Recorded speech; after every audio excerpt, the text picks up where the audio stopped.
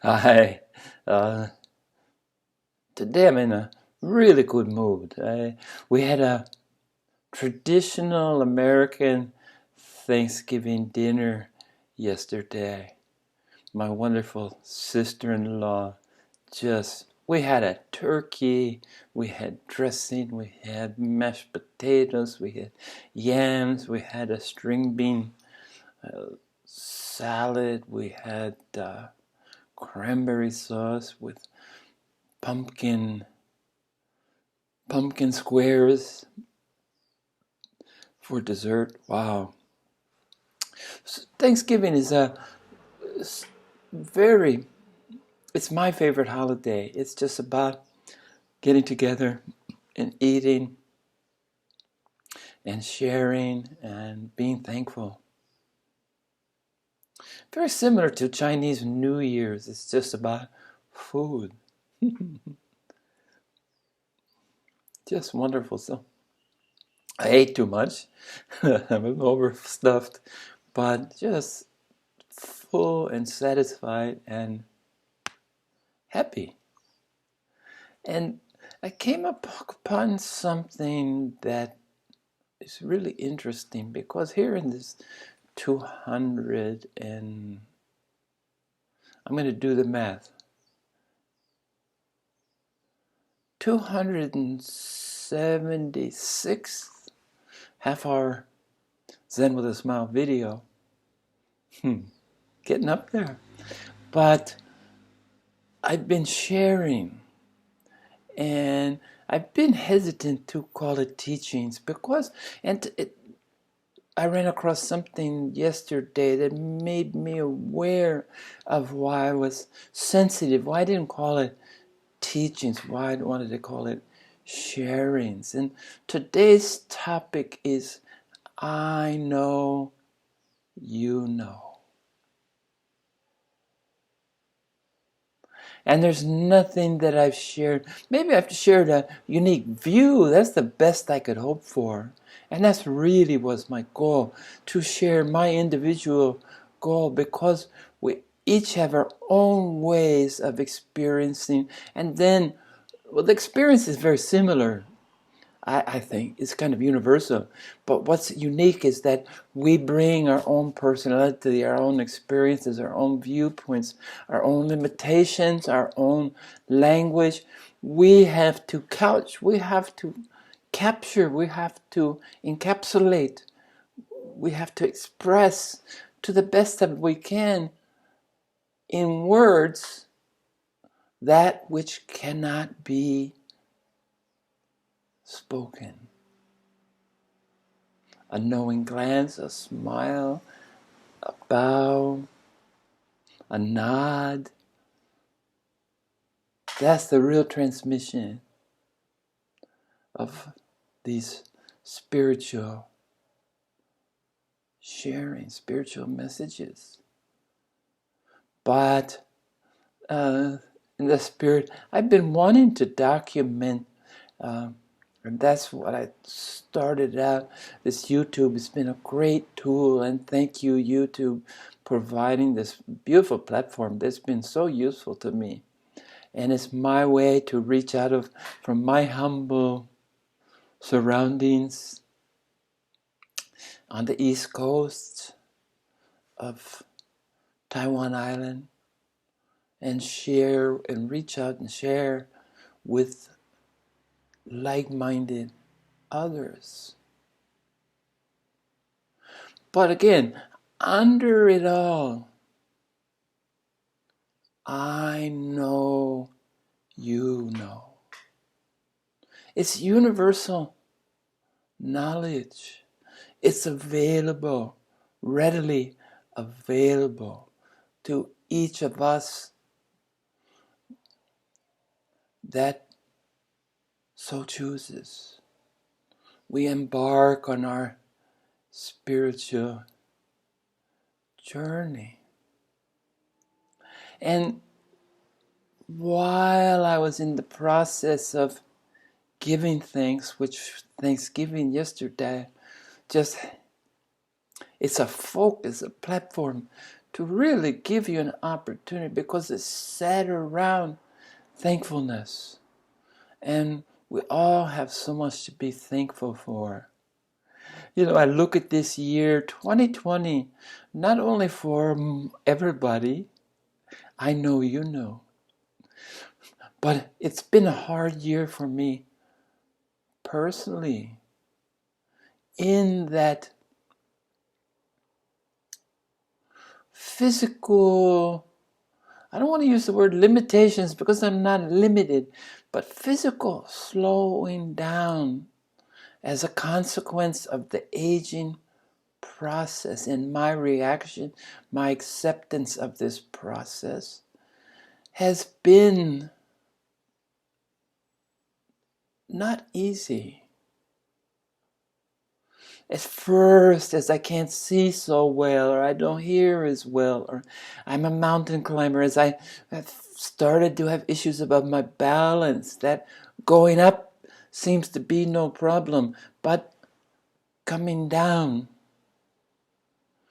there's a problem with vertigo, or it's all new.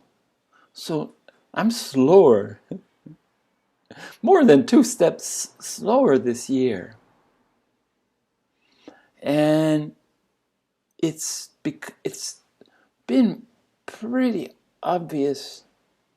It's undeniable, unavoidable that this process is taking place. Yet at the same time, my mind feels just as sharp, if not sharper, because of the cumulative experience. My heart will remain forever young. Heart, in the sense of the heart chakra, the energy center. Although my physical heart, I've had a heart attack, I've had open heart surgery, I had my aortic valve replaced while the surgery was taking place with vessels cut from my calf and replaced in my heart. One bypass, along with the aortic. And I got a bovine. It's an organic, it's an animal-based valve, because I didn't want mechanical valve, which might be more reliable, less longer, easier for your body to adjust to. But I understand when you sit quietly, you can hear the click, click.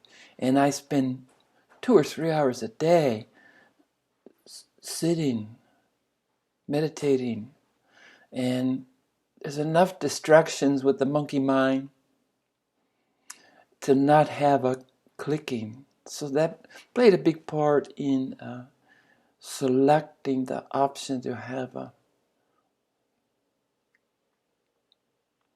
organic, bovine, or so was it told, cow or pig. I don't know. There's somehow they harvest it, they grow this specially. Anyway, this was my choice, so that my valve works as close as possible to the valve, the aortic valve that it replaced. The little flap that opens and closes had calcification, which was keeping it from closing completely, so blood was actually leaking out. And interestingly enough, this is the blood that's been oxygenated by the lungs entering back into the heart chamber, and mine was about 60% efficiency, so that I had a starvation of oxygen, lower level of oxygen in my blood, which resulted in, you can imagine, lower energy, a need to rest more. But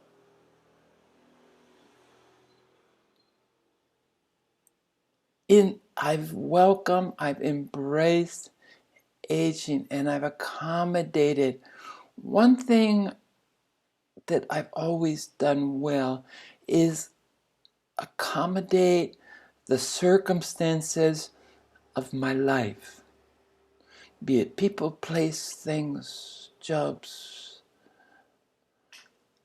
In fact, perhaps the skill is overly developed because I so easily adapt.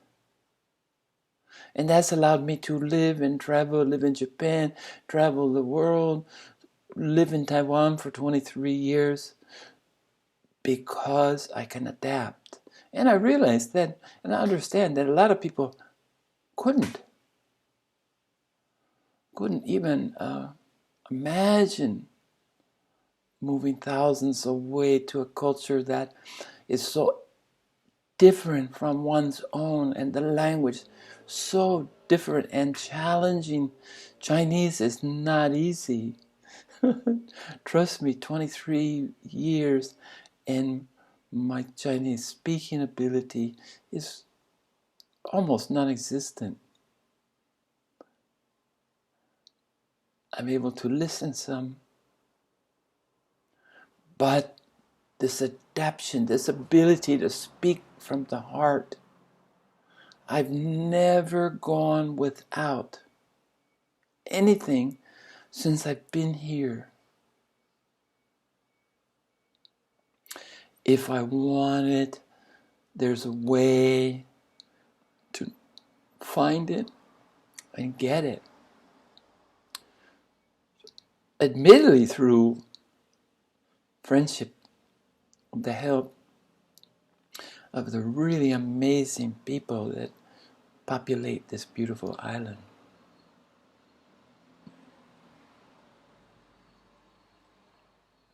So I just was so pleased when I stumbled across I Know You Know, or I Know You Know.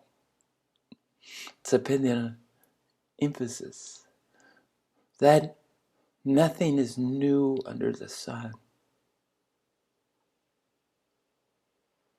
But perhaps a reminder. What I'm aiming for is to remind people that are still in deep slumber, to nudge them a little bit, to say that maybe you can begin the process of waking up, and all this process is remembering what you've always known, remembering what you're coming into this incarnation, coming into this body. We're really blessed with a forgetting mechanism that frees us from everything that we've accumulated in literally tens and tens of thousands of lifetimes. But along with this forgetting about the mundane, the lifetime itself, we've forgotten about unity. We've accepted dualism, us, them, me, you, up, down, love, hate, poor, rich, tall, short, young, old. We've accepted this duality. I'm in here looking at you out there. When we start the waking up process is to learn that the Maya, to learn that a world that we see divided. That was, politics.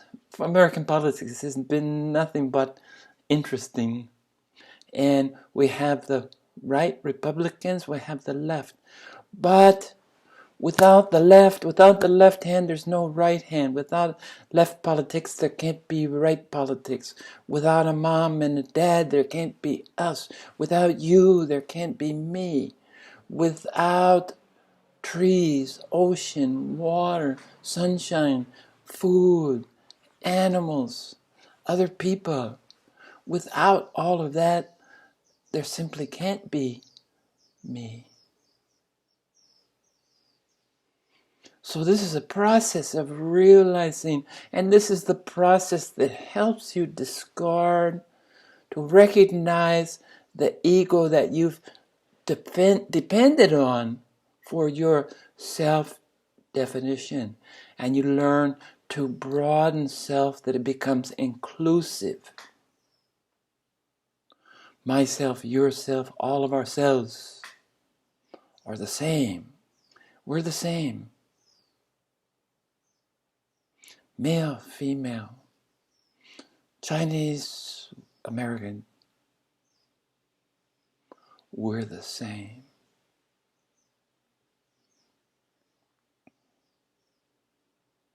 Whereas we've learned to see division and separation, there's only unity. And the harmony of this unity is part of the waking up process, recognizing, discarding the ego, recognizing the unity, recognizing that what you thought as opposites are really expressions of the same thing. Within love is hate. Within hate is love. I was wearing this earlier. Yin Yang. I was wearing this earlier, but it kind of clashed with my shirt, so I took it off, and I'm kind of glad. I've been wearing some head covering, but I'm kind of glad. But I just have it right here to show you this classic understanding. Within the black is the white dot. Within the white dot, white half of the circle is the black dot. And it's unified. And the way it joins is so seamlessly, so that symbol, Bagua, they call it in Chinese. And it's interesting because Bagua, I think the same pronunciation, Bagua can be gossip, or Bagua can be the name of this symbol. And there's probably a difference in intonation, but that's one of the handicaps I have with learning a musical language such as Chinese, because its intonation is critical between that and gossip, which couldn't be. It boggles my mind to think of anything that could be more opposite. But again, within this yin yang, within this Bagua is Bagua. Within this holy symbol, expressive, inclusive, amazing symbol, is also gossip.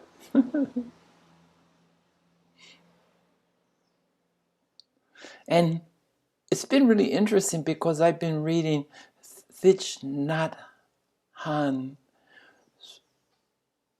take on the Heart Sutra, and he talks about being and non-being. Because the central, one of the, I guess the central concept, precept, understanding is about emptiness. But Western people look at Zen and say, oh, empty, empty, everything's empty. That's nihilism, the absence. Emptiness means the absence of anything. But quite the contrary.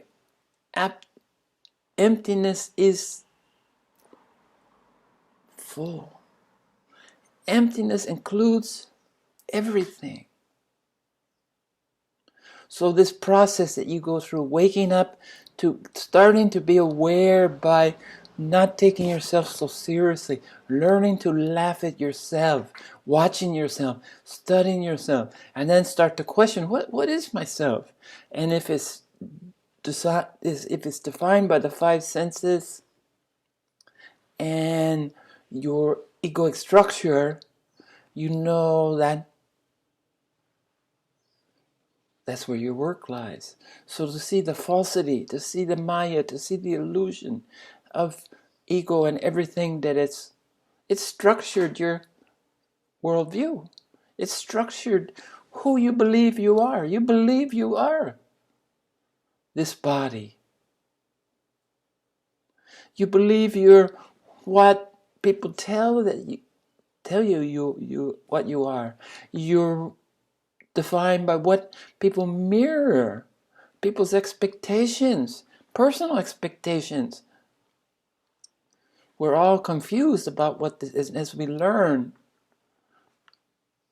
that this is not what we are, but it's a vessel to offer us this opportunity to learn. Without this body, we would never have a chance to learn who and what and why and when we are.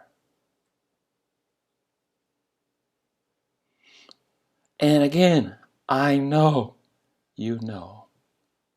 I know you know. I know you know. So that there's nothing that I could share with you that you don't know.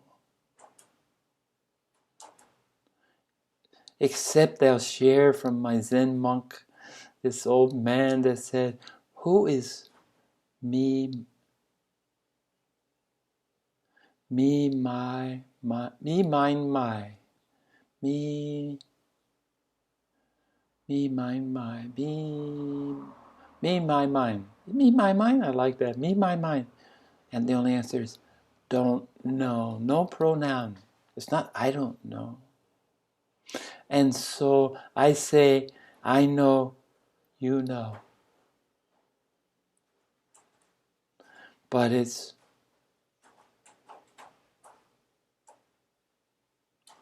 all of us. We know. We know. I know, you know, we know. Within we know is really the key to everything. It's kind of a shorthand. We will remember what we have forgotten. We will remember non-duality, that is the oneness, the wholeness, the completeness. We will rest. We will learn that there's no birth and no death.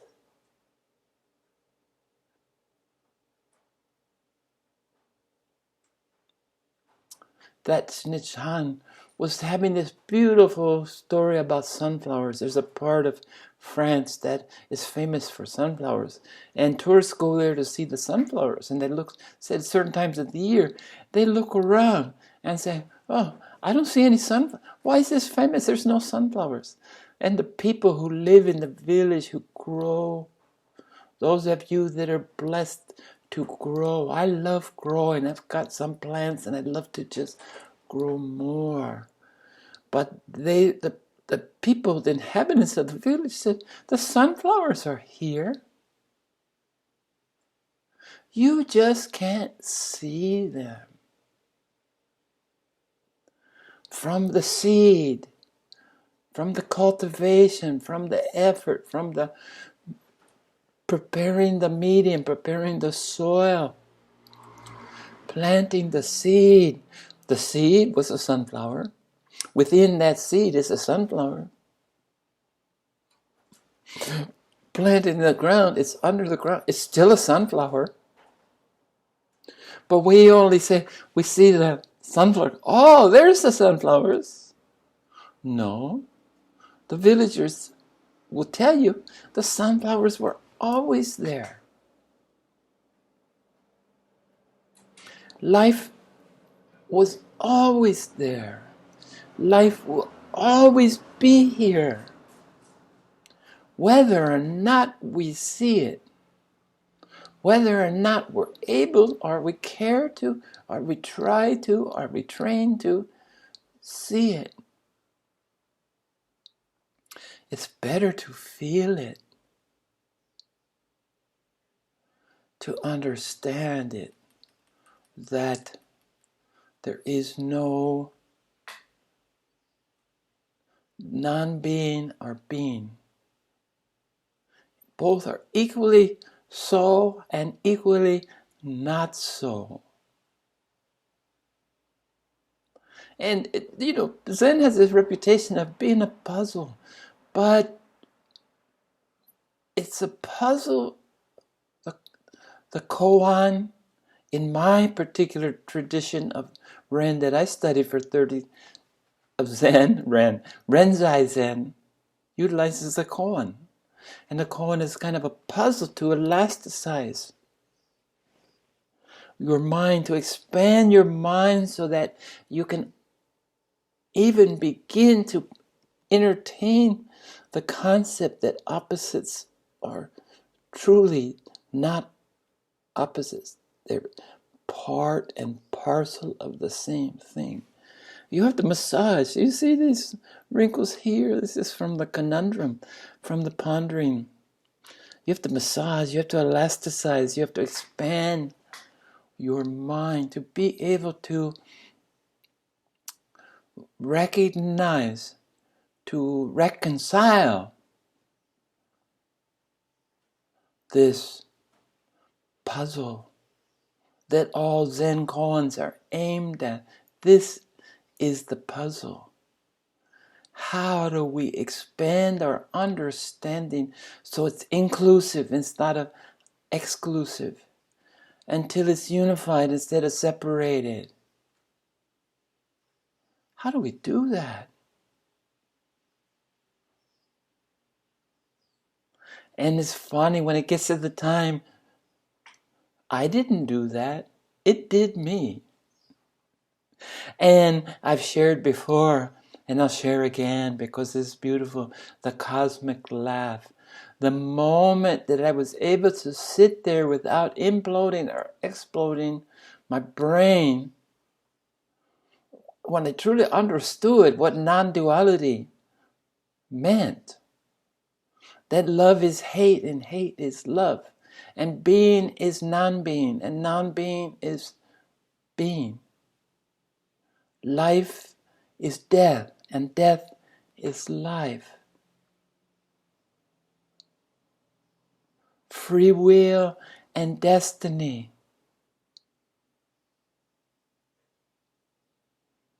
And here I'm a testament to being able to elasticize, to make my mind into silly putty. Those of you that remember this old goop that used to come in a plastic egg that we would play with. It's my generation, along with, I just thought of Tootsie Rolls, a candy, a candy that none of you probably even know. I meant to ask my sister-in-law, who's 20 years younger than I, if they had Tootsie Rolls, because Tootsie Rolls was a favorite. Tootsie Roll Pop, Tootsie, thinking about candies that don't exist anymore. And now I understand, just as the sunflower